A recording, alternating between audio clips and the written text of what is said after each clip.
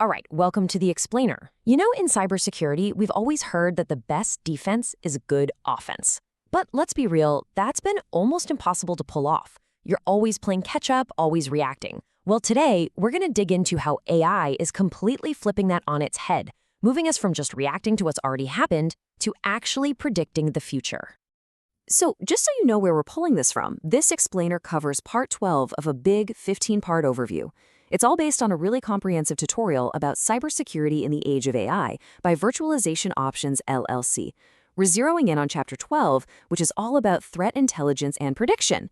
This is really the heart of how AI is making security proactive for a change. Okay, so to really wrap our heads around this shift, we've got to start with a core problem. I mean, this is something security teams have been stuck in for decades. It's this thing called the reactive security trap. And this slide just nails the analogy. Forever, threat intelligence has been like trying to drive a car while only looking in the rearview mirror, right? You're just analyzing attacks that have already happened, responding after the fire has already started. But AI, it completely flips the script. It's like giving us a GPS with predictive traffic. It sees the attack, the big traffic jam, forming up ahead, and it helps us reroute our defenses before we get stuck in it. So that leads to the million-dollar question, right? How in the world does this actually work?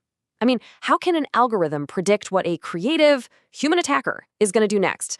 Let's dive in. Okay, the key difference, the real game changer here, is scale.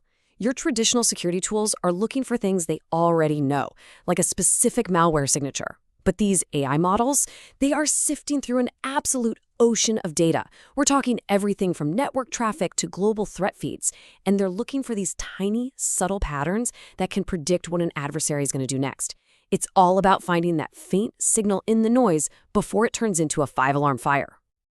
And when I say noise, I mean it's incredibly diverse. The models aren't just looking at old incident reports. No way. They're actively monitoring chatter on dark web forums, they're keeping an eye on newly discovered vulnerabilities, and they're even analyzing things like geopolitical tension to figure out what might spark the next big wave of attacks. Yeah, this whole process has a name, predictive analytics, and it gets spookily specific.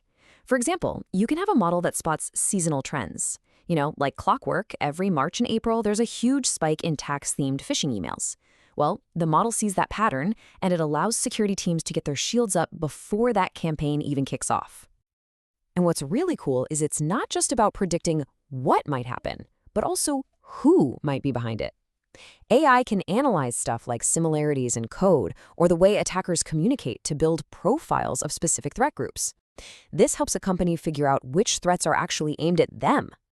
All right, so all of this predictive power leads us to one of the most just powerful applications for AI and security, solving the absolute nightmare that is vulnerability management. Think about it. Every single year, we get thousands upon thousands of new software vulnerabilities. It's literally impossible to patch all of them. Security teams are just drowning in these alerts, and the old way of figuring out what to fix first, it's not working anymore. And here's the fundamental reason why. The old school way uses what's called a CVSS score. It's a theoretical severity rating. But here's the catch. Just because a vulnerability has a high score doesn't mean attackers are actually using it. Machine learning just changes the whole game. It looks at real-world evidence to predict which flaws attackers are actually going to turn into weapons. So how do they do it? Well, the models are weighing a whole bunch of really critical factors, like is their exploit code publicly available? Are hackers chatting about it on forums? How easy is it to actually pull off the attack? See, this is about calculating the true risk, not just some theoretical score. And the results? Honestly, they're staggering. The source material tells us that these models can predict which vulnerabilities are about to be exploited with, get this, 92% accuracy. 92%. That is just a massive, massive leap forward. Now, stop and think about what that kind of accuracy means in the real world. It means companies can cut their patching workload by as much as 70%. 70! They can finally stop chasing ghosts and wasting time on theoretical risks and instead focus their people and their money on the vulnerabilities that are a real, clear, and present danger. Okay, but of course, having all this amazing predictive power is one thing. It's pretty much useless if it doesn't lead to actual action. All this intelligence has to drive real-world changes to your defenses. And, the source material just says it perfectly. The whole point isn't just knowing what's coming.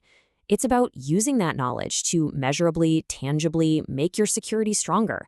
Prediction just for the sake of it, that's just an academic exercise. It doesn't help anyone. So how do you make it happen?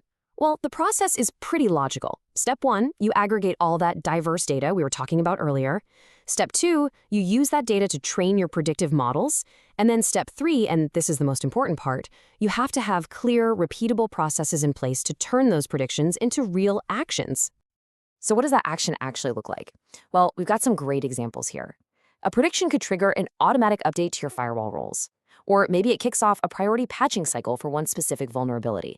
It could even be something as simple as launching a heads-up campaign to warn all your employees about that seasonal tax phishing scam before it ever hits their inbox. Which brings us to a final kind of provocative thought to leave you with. We're getting better. We are getting so much better at seeing what's coming down the pike. So, what happens next? As our ability to predict these attacks gets stronger, the attackers are going to be forced to adapt. They'll have to become even more creative, more unpredictable, which will shift the entire cybersecurity arms race all over again. What does that next evolution look like? Now that is something for all of us to think about.